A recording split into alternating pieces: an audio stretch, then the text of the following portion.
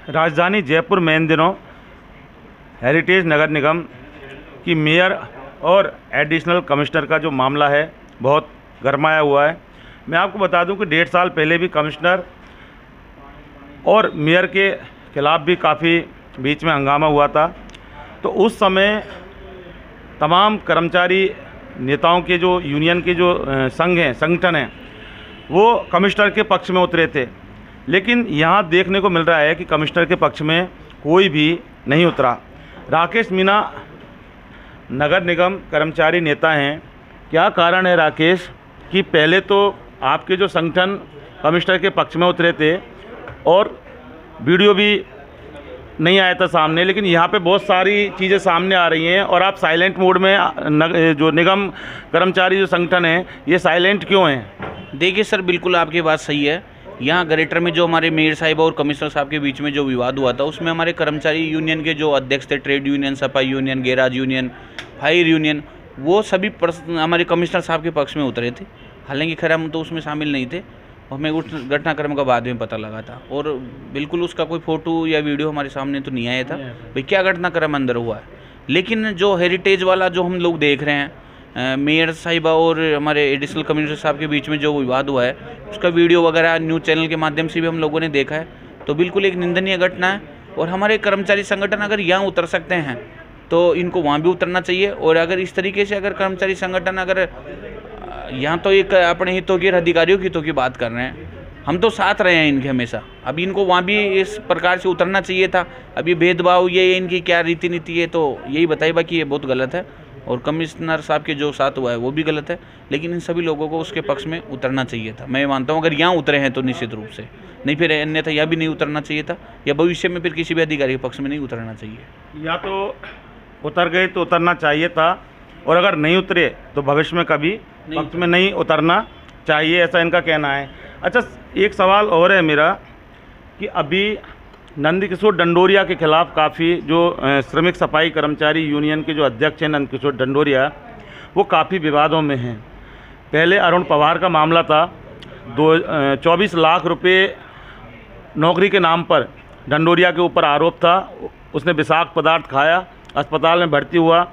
हमने भी हॉस्पिटल में जाके उसकी कवरेज की, सारा मामला सामने लेके आए। हालांकि समझौता हो गया, वो एक दूसरा पहलू है।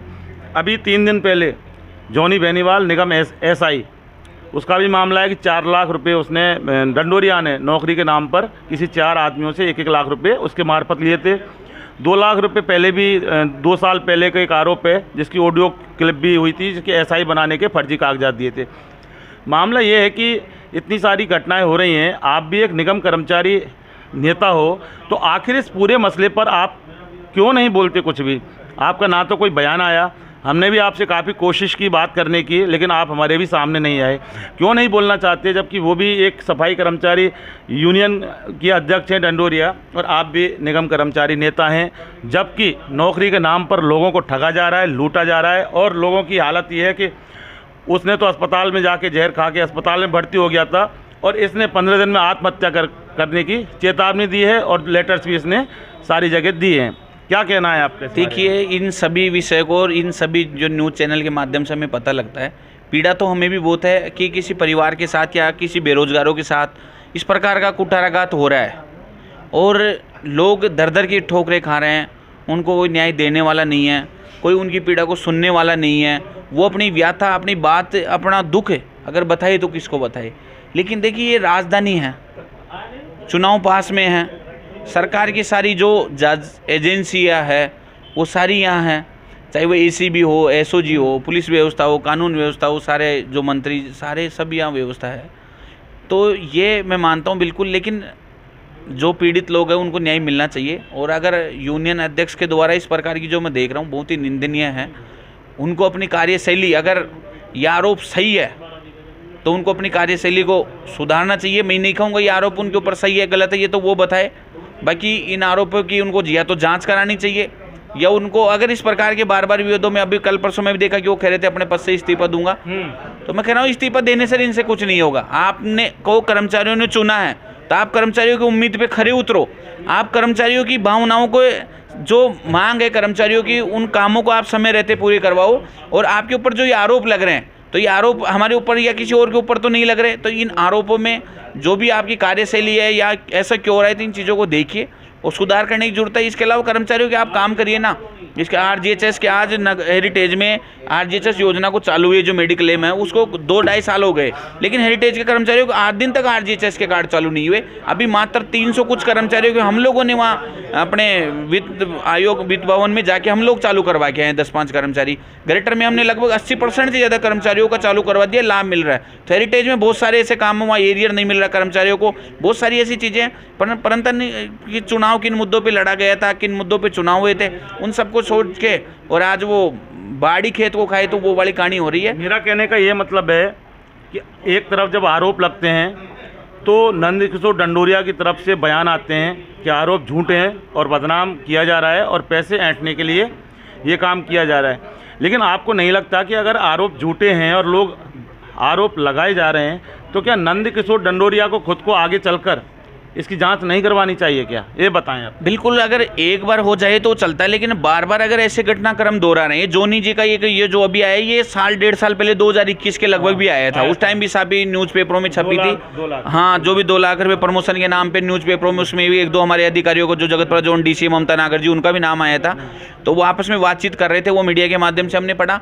तो ये मैं मानता हूँ अगर बार बार आरोप लग रहे हैं तो बिल्कुल जांच करवानी चाहिए निष्पक्ष रूप से, कि कम से कम नहीं, मैं अगर उनकी जगह मैं हूँ तो मैं तो अपनी निष्पक्ष रूप से जांच करवाऊं और किसी जांच एजेंसी में जाके आगे से आवेदन करूं कि साहब ये जो मामला है, ये मेरे ऊपर ये बार बार घटनाक्रम इस प्रकार के आरोप लग रहे हैं, तो इनकी आप जांच कीजिए और अगर मैं दोषी हूं तो मुझे सजा मिले और सामने वाला दोषी है तो उसको सजा मिले। जांच करवानी चाहिए। अच्छा, एक वीडियो और चल रहा है उसका, क्योंकि इन्वेस्टिगेशन मीडिया ने भी जॉनी की कवरेज की थी, उसके घर जाके, और अरुण पवार की भी की थी।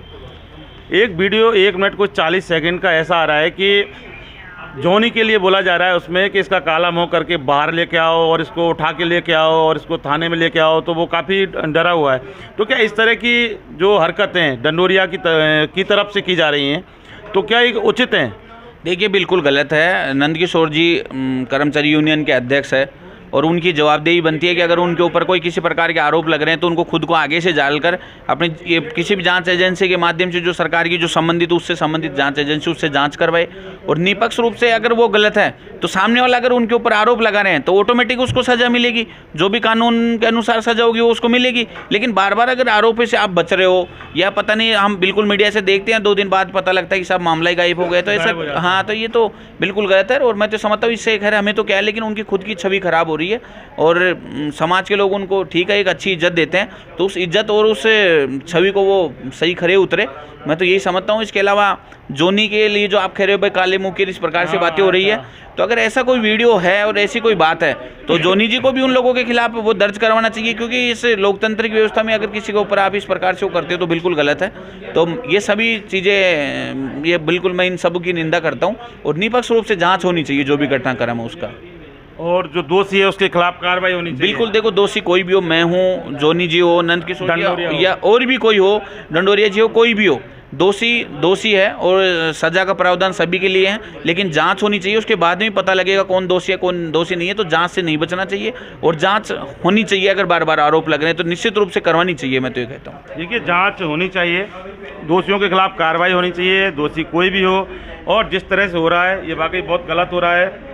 राकेश मीणा ने साफ बोल दिया है कि अगर डंडोरिया अगर निष्पक्ष है इस मामले में और डंडोरिया को लगता है कि उनके ऊपर आरोप लगाए जा रहे हैं वो झूठे हैं, बेबुनियाद हैं, तो फिर नंदकिशोर डंडोरिया को भी जांच के लिए खुद को आगे चलकर पहल करना बहुत ज़रूरी होगा, तब जाकर दूध का दूध और पानी का पानी होगा।